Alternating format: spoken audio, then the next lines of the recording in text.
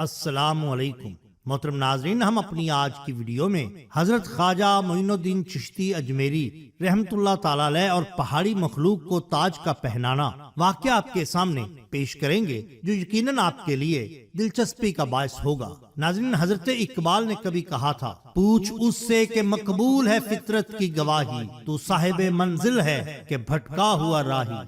کافر ہے مسلمان تو نہ شاہی نہ فقیری، مومن ہے تو کرتا ہے فقیری میں بھی شاہی۔ کافر ہے تو شمشیر پہ کرتا ہے بھروسہ، مومن ہے تو بے تیغ لڑتا ہے سپاہی۔ کافر ہے تو تابع تقدیر مسلمان، مومن ہے تو وہ آپ ہے تقدیر الہی۔ ناظرین اکرام، حضرت خواجہ معین الدین چشتی اجمیری رحمت اللہ تعالی علیہ جب اجمیر میں تشریف لائے اور جس جگہ آپ نے قیام کیا وہ جگہ ہندو پنڈتوں، سادھوؤں اور مہاتماؤں کی مسکن تھی۔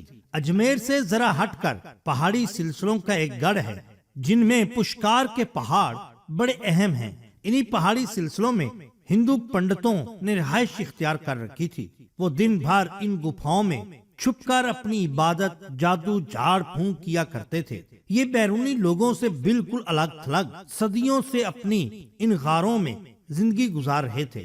بود باش کی تبدیلی نے ان کے رنگ ڈھنگ سب کچھ تبدیل کر دیے تھے۔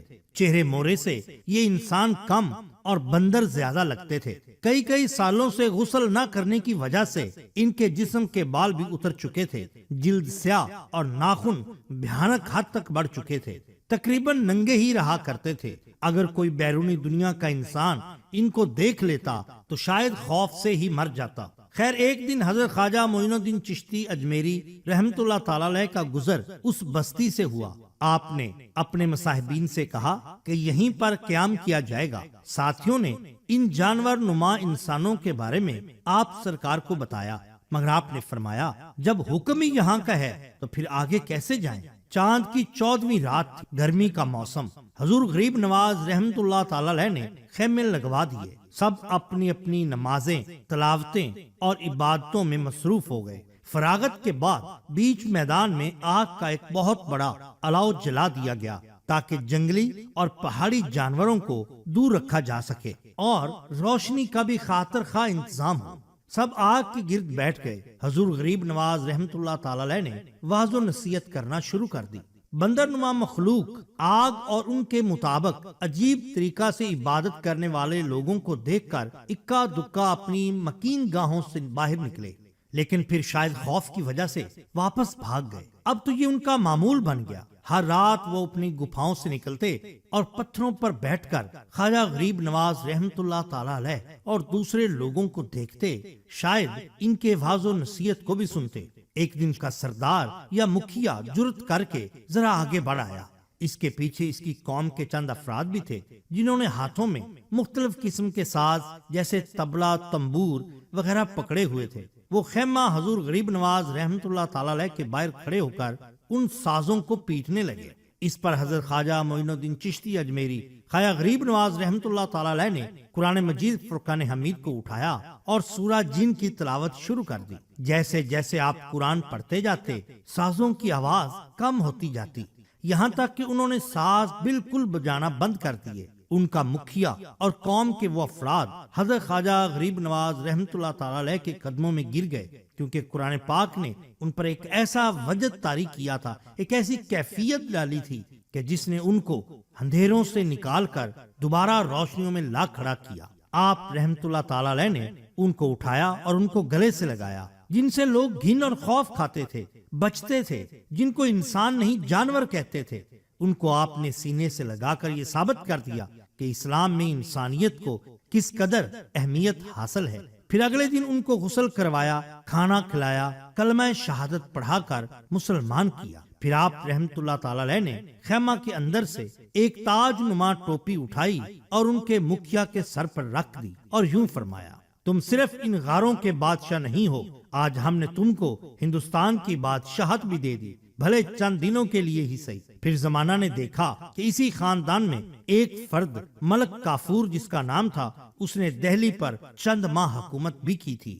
ناظرین کرام، یہ شان ہوتی ہے اولیاء اللہ کی۔ بیان کیا جاتا ہے کہ حضرت سلطان الہند رحمت اللہ تعالی علیہ نے اجمیر کے نواح میں ایک خانقاہ تعمیر فرمائی۔ یہ خانقاہ گھاس پھوس کی ایک چھوٹی سی جھونپڑی تھی جہاں آپ ہم وقت مشغول عبادت رہتے تھے۔ ایک مرتبہ چند ہندو راجپوت آپ کی خانقاہ میں داخل ہوئے اور آپ رحمت اللہ تعالی علیہ سے یہاں آنے اور خانقاہ قائم کرنے کا سبب دریافت کیا۔ جب حضرت سلطان الہند نے انہیں بتایا کہ وہ دعوت توحید دینے کے لیے یہاں آئے ہیں تو یہ ہندو راجپوت یہ سن کر کہ آپ رحمت اللہ تعالی علیہ مسلمان ہیں اور اسلام پھیلانے کے مقصد سے یہاں تشریف لائے ہیں، آگ بگولہ ہو گئے اور آپ رحمت اللہ تعالی علیہ کی دعوت توحید کو ٹھکرا دیا اور آپ رحمت اللہ تعالی علیہ کو یہاں سے چلے جانے کو کہا۔ آپ نے جواباً ارشاد فرمایا کہ یہ زمین کسی کی جاگیر نہیں، اس کا مالک صرف اللہ ہے۔ پھر اس کے بعد آپ رحمت اللہ تعالی علیہ نے سورہ اخلاص کا ترجمہ انہیں سنایا اور انہیں بت پرستی سے روکتے ہوئے بتوں کی بے بس اور بے اختیار ہونے کی طرف توجہ دلائی کہ یہ بے جان مورتیاں نہ اپنی جگہ سے حرکت کر سکتی ہیں، نہ خود کو ٹوٹنے پھوٹنے سے بچا سکتی ہیں۔ ان بے جان مورتیوں کو تم نے خود اپنے ہاتھوں سے بنایا، پھر خود سوچو کہ یہ بے جان بت کیسے عبادت اور پرستش کے لائق ہو سکتے ہیں۔ اپنے بتوں کی حقیقت سن کر راجپوتوں سے کوئی جواب نہ بن پڑا اور بجائے اس حقیقت کو تسلیم کرنے کے وہ آپے سے باہر ہو گئے اور انہوں نے اپنی تلواریں نیام سے نکال لی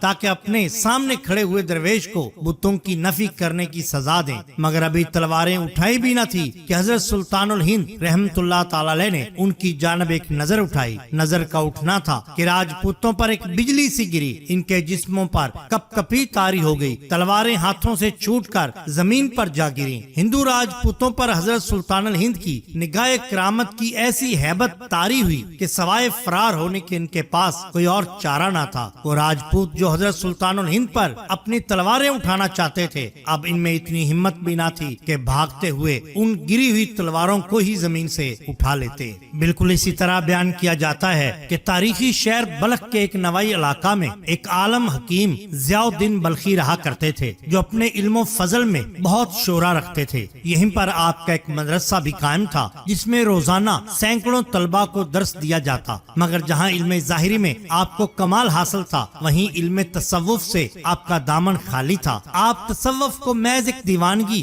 ایک ہذیانی کیفیت کا نام دیتے تھے اور اپنے شاگردوں کو بھی یہی سمجھایا کرتے۔ ایک مرتبہ سلطان الہند حضرت معین الدین چشتی اجمیری رحمت اللہ تعالی علیہ بلخ کے مقام پر تشریف لے گئے۔ آپ روزے سے تھے، چنانچہ آپ نے ایک کلنگ کا شکار کیا اور اپنے خادم کو کباب بنانے کا حکم دیا۔ پھر آپ نماز کی ادائیگی میں مشغول ہو گئے۔ اسی دوران خادم نے کھانا تیار کیا۔ آپ رحمت اللہ تعالی علیہ جب افطار کے لیے تشریف فرما ہوئے تو اتفاق سے حکیم ضیاء الدین کا ادھر سے گزر ہوا۔ انہوں نے حضرت سلطان الہند رحمت اللہ تعالی علیہ کو دیکھ کر سلام کیا۔ پھر آپ رحمت اللہ تعالی علیہ نے سلام کا جواب دے کر اپنے ساتھ کھانا کھانے کی دعوت دی۔ حکیم صاحب کو بھوک محسوس ہو رہی تھی، چنانچہ انکار نہ کیا اور بیٹھ گئے۔ حضرت سلطان الہند کے کلنگ کی بھنی ہوئی ایک رانگ حکیم صاحب کو دی اور خود بھی کھانا تناول فرمانے لگے۔ حکیم صاحب نے جیسے ہی گوشت کا ٹکڑا منہ میں ڈالا، ان کے دل کی حالت زیر و زبر ہو گئی۔ دل و دماغ میں ایک روشنی پھیلنے لگی جس کی تیزی ان کے لیے ناقابل برداشت تھی۔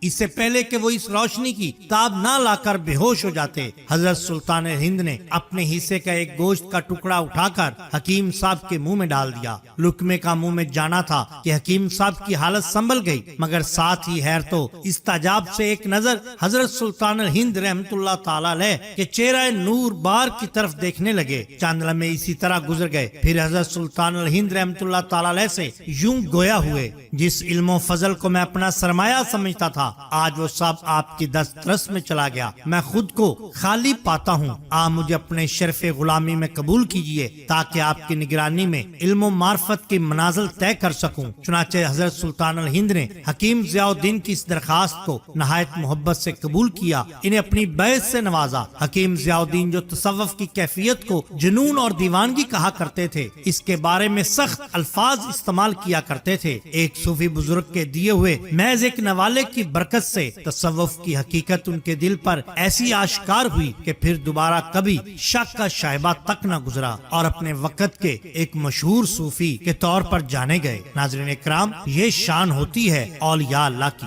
ہم ہر ماہ لنگر چشتیہ کا اہتمام کرتے ہیں، جس میں دوست احباب اپنی حیثیت کے مطابق حصہ ڈالتے ہیں۔ اگر آپ بھی لنگر چشتیہ میں اپنا حصہ ڈالنا چاہتے ہیں تو درج ذیل نمبر پر صرف 50 روپے کا جائز کیش کرا کر حصہ ڈال سکتے ہیں۔ آپ کو ہماری یہ ویڈیو پسند آئی ہو تو لائک کیجئے، سبسکرائب کیجئے ہمارے چینل دا باٹم لائن کو، تاکہ ہم آپ کے لیے اور بھی بہترین ویڈیوز لا سکیں۔ اپنے دوستوں کا، گرد و نواح کے لوگوں کا بہت خیال رکھیے۔ اللہ اور اللہ کے رسول صلی اللہ علیہ وسلم سے بے حد محبت کیجئے۔ آپ کا بہت شکریہ۔ اللہ حافظ۔